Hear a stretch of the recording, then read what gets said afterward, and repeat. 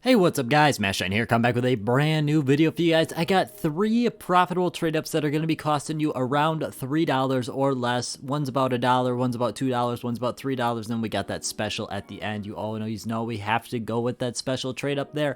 But before we hop on into that one, let's hear a quick word from our sponsor. The sponsor for today's video is Skins Monkey. Now, if you don't know what Skins Monkey is, it's one of the most fast and efficient ways to trade out your CSGO skins if you're just not feeling it right now. You can go ahead, hop on over there, claim an extra free $5 on your first trade if you've never used it before. Plus, if you want to deposit some real money, you can get an extra 25% on top of that to spend on the site. It took me less than 3 minutes to complete the entirety of the trade, and if you guys are looking to do so yourself, it'll be the first link down in the description, and enjoy the video. Alright, hopping on into our first one here, we're going to be heading over for a mix of CS20 and Riptide. We're going to be going for 5 minimal wear items, 0.09 float or less for these CS20 items. Those are going to run you around 11 cents each with a buy order. Buy order is very crucial on this one. Then we come down to the Riptide. We're going to have 2 minimal wear outcomes, 0.09 on the float there. And then we've got 3 field tested outcomes, 0.19 on the float for those ones. Now, it doesn't really matter what combination of the floats you want to do it if you're not really able to get those field tested ones that low.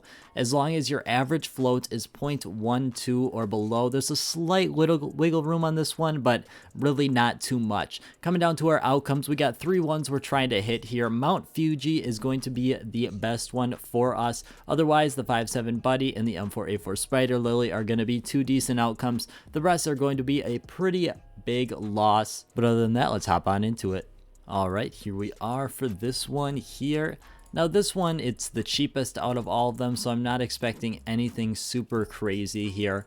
This one's got the lowest chance of return, other than it's kind of tied with the last one, I guess. But here, as long as we don't get something from the CS20, I think we should be okay. You know, that puts us in a decent position. Let's see it. Ooh, that's exactly what we didn't want. That's going to be the P250 Inferno. It's minimal wear, so close to factory new. That's the thing, is you can get some factory new skins if you go super low on the floats here. I was close, but didn't make it here. Next up here, we got quite possibly the easiest trade up I have ever come up with. I mean, if you're going to do one out of this video, I highly recommend you do this one because it is so easy to do. I don't even think I had to resell a single skin on my buy order with this one. It was that easy. We're going to be heading over to the Spectrum 1 collection here. We're going to be going for 10 field tested stat track skins. 0.26 is the float. That's the easiest float you're ever going to see for a CSGO trade up, and I really want to emphasize that because these ones are so hard to find. So if you guys have not dropped a like, I usually don't ask for it, but it would really help me out here. Moving along though, we've really got one outcome we're not looking for. That's the UMP scaffold, as it's coming in and field tested. But even then, it's like a 60-ish cent loss. I don't know what's going up with TradeUps by their API prices are quite off today. You're going to see a couple of those red exclamation marks by some prices there. But overall, there's 3 main outcomes that are really the same. The Galil, the Seasons, and the MAC-10 Last Dive. All 3 of those are going to be pretty much the same price. Emerald Poison Dart's about 10 cents less. But overall, this one's really nice. A lot of profit on the table. And honestly, it's going to be the best trade up, in my opinion, out of this video. But let's hop on into it. Alright, here we are for this one. This one's nice and laid back, honestly. It's kind of nice to see one that I'm not stressed out about because when we get to those bonus ones that aren't really profitable at the end of the video, I always like to do those. They're like the most fun thing I can do with trade-ups, but they're definitely not profitable and they're definitely quite stressful here though. I mean, as long as we don't hit that, what is it, UMP, we're going to be in a pretty decent position. There we go, nice profit, very nice, that's what we like to see. I went a little low on the float, so, you know, it's not as close to 0.15, it's slightly below that, so that's definitely nice.